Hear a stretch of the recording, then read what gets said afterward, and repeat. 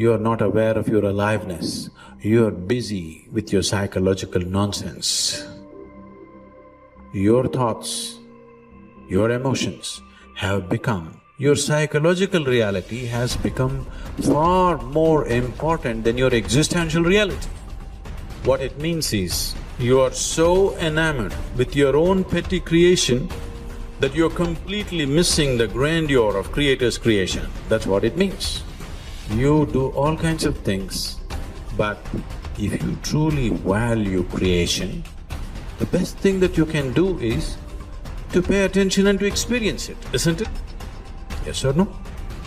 Most people are waiting for their life to change. Yes. So they can feel gratitude, to feel abundance, to feel whole. You know, that's the old model of cause and effect, you know. So if you're living with emptiness, you're living with lack, you're living with pain, most people have been conditioned that something out there has to take away this emptiness or feeling inside of them. But if you believe that you're creating your life and you're living by lack, well, lack isn't going to create abundance, right? So then it makes sense then that you don't really actually create wealth, you generate wealth, you generate abundance. So the moment you start teaching your body emotionally what that future is going to feel like before it's made manifest, well, your body as the unconscious mind believes it's living in that future in the present moment.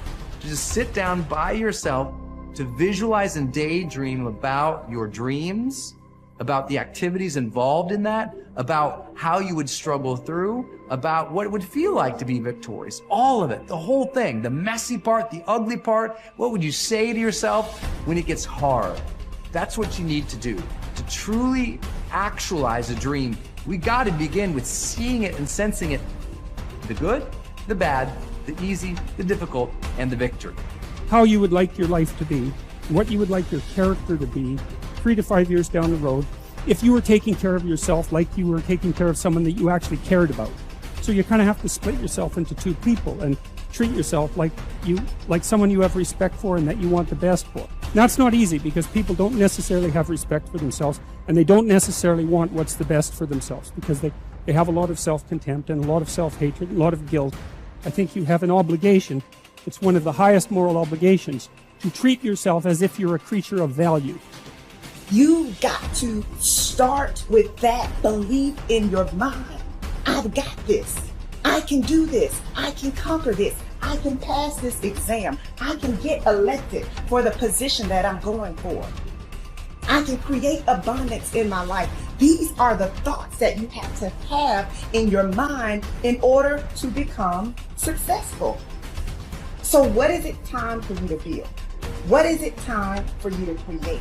What do you need to do more or less of in order to get the results that you want? You have the power to become someone that even the deepest part of you trusts, someone you trust to succeed. Become the person that you know you can be. Stand up for your future, for your power, and for you to be something full of the worth that is in you. So most of us came up with our labels based on how we behaved. But really smart people can do stupid things. Really nice people can be mean. Mean people can be nice. And so if you judge yourself too soon, and most people's identity, their labels for themselves, who they think they are, has been based on their past and often many years ago. And so they don't update it. So the metaphor I'd give for identity is like, it's your comfort zone. It's not your goals. So if you took a temperature in the room and it said 68 degrees is my comfort zone, physically, emotionally, financially, I want more in my relationship, I want more physically, energy-wise, I want more financially in my career, but this is what I'm used to. And so what happens? People stay in their comfort zone for the most part, and then let's say something happens and you dip, you're a 68 degreeer, that's your mentality, and you drop down to 62, 61, 60, somewhere around 60 or 59, the heaters kick on and go, whoa, whoa, whoa. You're a 68 degreeer, what the hell are you doing? We've all experienced that. All of a sudden you go, I'm not gonna live like this anymore. I'm not gonna be in this relationship. I'm not gonna be fat like this. Boom, and you get this drive and you start to change. But what most people don't understand is it happens on the upper end too. Meaning, let's say you got momentum, you start crushing it, you start doing even better than you think. You go from 68 to 70, 88, you're at 98 degrees. Financially, emotionally, spiritually, whatever the metaphor is. And then what happens? You're going to say, hey, your brain goes, who the hell do you think you are? You're not a 98 degree here, right? Get back to 68. And if nothing else, the heaters stop, you lose your drive, and that'll drift you back. And not enough, the air conditioner kick on, and you start to kind of sabotage yourself till you get back to your comfort zone. So unless you expand your identity, change is temporary. It's like when someone says to me, I've stopped smoking, it's been 8 days. I go, why are you counting? And I say, why are you counting? So you can tell people how long you lasted this time? Like if I went to somebody and I said to you, hey, you know, Louis, you want a cigarette? You're not gonna say, what brand is it? You're gonna go, no, Right. I'm not a smoker. Notice how people are, I'm not one of those. That's not my identity.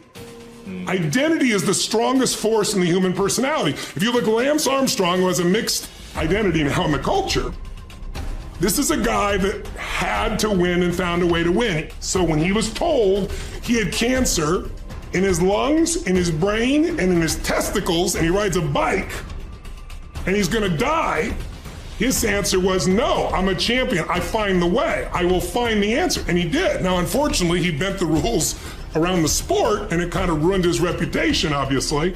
But that mentality, his identity is why he survived. Other people told they have cancer, and they're like, it's over, they give up, they start arranging their affairs.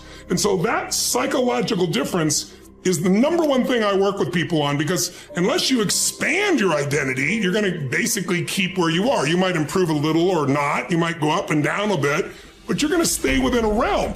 If you're going to have an explosive breakthrough to another level, physically, mentally, financially, spiritually, then we got to not only give you the tools, we got to shift that internal sense of who you really are and have you find that you are more than anything that's ever happened to you, that you can handle whatever shows up, even if it's incredibly scary or uncomfortable. Personal responsibility is true and wildly optimistic. And it is people's belief system and the value system that they cobble together over a lifetime that will lead them to reject that. And all I can say is reject it at your own peril for the following reason. Personal responsibility is about remembering you can do something and change. And I can sum up personal responsibility in a single quote by Kobe Bryant. Boos don't block dunks. That's personal responsibility. You can get so good at something that no matter how much people hate you, the best athletes in the world were paid millions of dollars and trained to stop Kobe Bryant from scoring. And yet he scored 81 points in a single game. So you can get so good no matter how much people hate you, no matter how much they're training and trying to defeat you, they can't. And that is the most exciting thing in the world to me. That, wait, you're saying that I can get so good at something that at least the vast majority of humanity can't stop me? There will always, of course, unfortunately, I don't yet believe that I am Kobe Bryant in anything that I care about. So, but that I can get better than the vast majority of humanity at something by dedicating my time and energy to that thing. That is so cool. That is so liberating. It's changed my life. It's given me hope. It got me up off the floor. It in every possible way, it has changed my life. It is the thing that I rely on when I'm feeling my most anxious. I'm like, I can get better at this. A word. And then I remember, that's right. Like if I put time and energy into this, I can get better. So it's okay if I'm actually not good at this. You have only to keep in mind the experiences you wish to meet in order to control your own future. Shakespeare expresses the same thought in another way. Assume a virtue if you have it not. Look the part, dress the part, act the part. Be successful in your own thoughts first. In other words, fake it till you make it. Basically, when it comes to personality traits, there is no difference between possessing them and pretending to have them. Dr. Carl Simonton said that mind, body, and emotions are a unitary system. I affect one and you affect the others. This means that you can pretend to be confident or courageous, and the cocktail of chemicals inside your body for those attributes will be created, and you will indeed feel confident or courageous. Pretending you have a character trait such as confidence is not the same as pretending you can scale mountains or play the tuba. Those particular skills must be learned. Characteristics such as courage, confidence, and enthusiasm are created in the mind by the pictures you create, though. Acting as if sets a positive expectation. We believe something to be true and then act in a way that brings that assumption about. This can be a positive or negative force. The effect of self-fulfilling prophecies has been demonstrated by objective scientific experiments. In one study at the start of the 1968 school year, Dr. R. Rosenthal gave a non-verbal intelligence test to 18 classrooms of elementary school students in a Californian public school district. 20% of the students, selected randomly, not on test score, were then identified as intellectual bloomers, and their teachers were told they could expect to see remarkable intellectual gains in the coming year. The only difference between these students and the other 80 was the expectations created in the teachers' minds.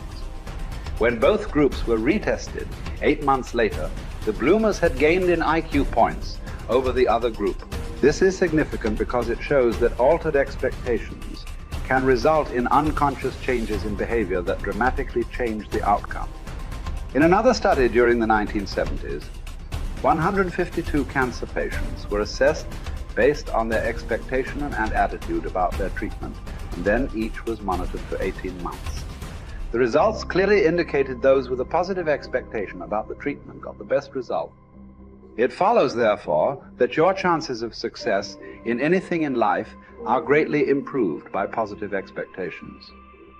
Man is like the wireless operator. Man is subject to miscellaneous wrong through currents if his mind is not in tune with the infinite, or if he is not keyed up to higher vibrations than those of negation. If you want a quality, act as if you already had it.